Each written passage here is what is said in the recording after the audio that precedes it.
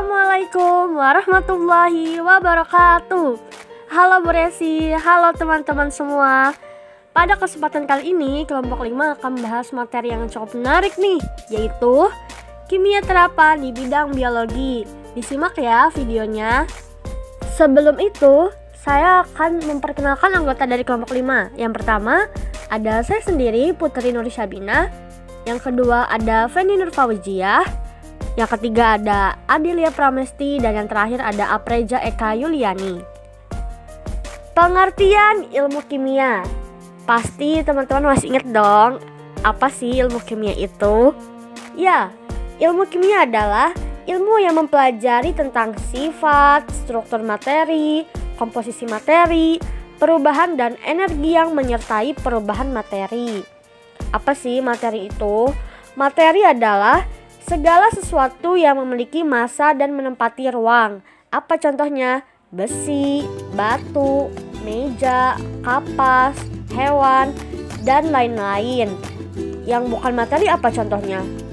Seperti cahaya dan api. Nah, terus apa dong pengertian dari kimia terapan? Kimia terapan adalah cabang kimia yang diterapkan dalam kehidupan sehari-hari. Oh ya, ilmu kimia ini banyak sekali peranannya dalam kehidupan kita sehari-hari. Bisa dibuktikan dari banyaknya produk yang kita gunakan yang mengandung bahan kimia. Contohnya sabun mandi kita, pasta gigi, makanan sejuta umat, Indomie, obat-obatan, make up yang kalian pakai, pasti ada mengandung bahan kimia. Nah, ilmu kimia ini paling banyak berperan pada ilmu terapan. Peranan ilmu kimia, kita akan bahas di 5 bidang saja. Yang pertama biologi, lalu kesehatan, yang ketiga pertanian, selanjutnya di bidang hukum, dan yang terakhir di bidang lingkungan. Oke, bidang biologi dan bidang kesehatan akan dibahas oleh rekan saya Feni Nur Fauziah. Silakan. Yang pertama adalah penerapan ilmu kimia di bidang biologi.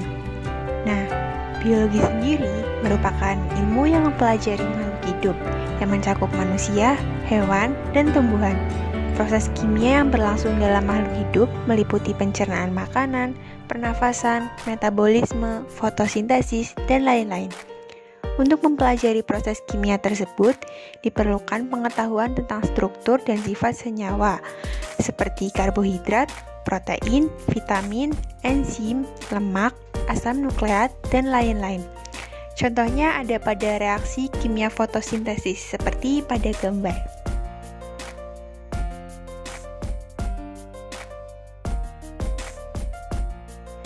Selanjutnya adalah penerapan ilmu kimia di bidang kesehatan. Ilmu kimia banyak digunakan dalam bidang kesehatan, seperti pada kimia farmasi, yang mempelajari dan membuat obat-obatan, infus, obat bius, dan obat penenang. Dan juga ilmu kimia digunakan untuk membuat silikon yang digunakan dalam operasi plastik. Lalu, bidang pertanian dan hukum akan dibahas oleh rekan saya yang kedua, yaitu Adilia Pramesti. Silahkan. Assalamualaikum warahmatullahi wabarakatuh. Saya Adilia Pramesti. Di sini saya akan menerangkan tentang penerapan kimia terapan di bidang biologi. Yang ketiga, yaitu di bidang pertanian. Di bidang pertanian ini tentunya dapat menghasilkan banyak sekali keuntungan. Yang pertama, dengan pembuatan bibit unggul dengan cara rekayasa genetika. Teknologi rekayasa genetik kini sudah makin luas digunakan manusia dalam berbagai sektor kehidupan. Manfaat rekayasa genetika memang sangat banyak sekali. Bahkan tanpa kita sadari, kita telah menikmati manfaat rekayasa genetik tersebut. Yang kedua yaitu dengan pembuatan pupuk buatan. Hal ini sangat menguntungkan bagi para petani, di mana pupuk alami akan lebih susah diprosesnya, yaitu membutuhkan waktu yang relatif lama dibanding dengan pupuk buatan. Yang ketiga yaitu pembuatan pestisida. Pestisida ini bertujuan untuk mengusir hama. Yang keempat yaitu penerapan kimia terapan di bidang biologi, yaitu di bidang hukum. Penerapan ini sangat bermanfaat bagi pengidentifikasi DNA pada korban. Contohnya yaitu pada korban pembunuhan, yaitu korban tersebut tidak diketahui identitasnya karena wajahnya yang rusak sehingga sulit untuk dikenali. Identifikasi DNA sangat memudahkan untuk menemukan identitas korban yang sebenarnya sehingga korban akan dikenali. Sekian penjelasan dari saya, kurang lebihnya saya mohon maaf. Wassalamualaikum warahmatullahi wabarakatuh. Selanjutnya, di bidang lingkungan akan dibahas oleh rekan saya yang ketiga, yaitu Aprija Eka Yoliani. Silakan. Yang terakhir adalah peran ilmu kimia di bidang lingkungan. Proses penanganan limbah untuk membuat lingkungan memerlukan para ahli kimia.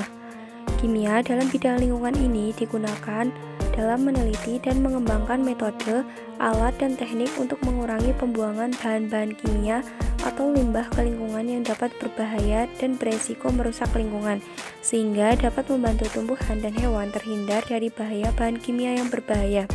Contoh kimia dalam bidang lingkungan yang pertama adalah dalam pembuatan bensin yang dicampur dengan zat aktif anti ketukan atau anti-knocking compound. Ini digunakan dengan menaikkan angka oktana dipakai benzena dan alkohol agar gas buangan tidak mengandung ion PP yang beracun. Yang kedua yaitu digunakan untuk mempelajari informasi mengenai kandungan mineral logam di permukaan bumi. Dan yang terakhir adalah menemukan tahap pengelolaan sampah dan limbah rumah tangga maupun industri. Oke, mungkin itu saja yang dapat kelompok 5 sampaikan. Kami menyadari bahwa banyaknya kekurangan dalam video presentasi ini. Mohon dimaafkan. Sampai jumpa di Semarang semuanya. Jaga kesehatan terus. Wassalamualaikum warahmatullahi wabarakatuh.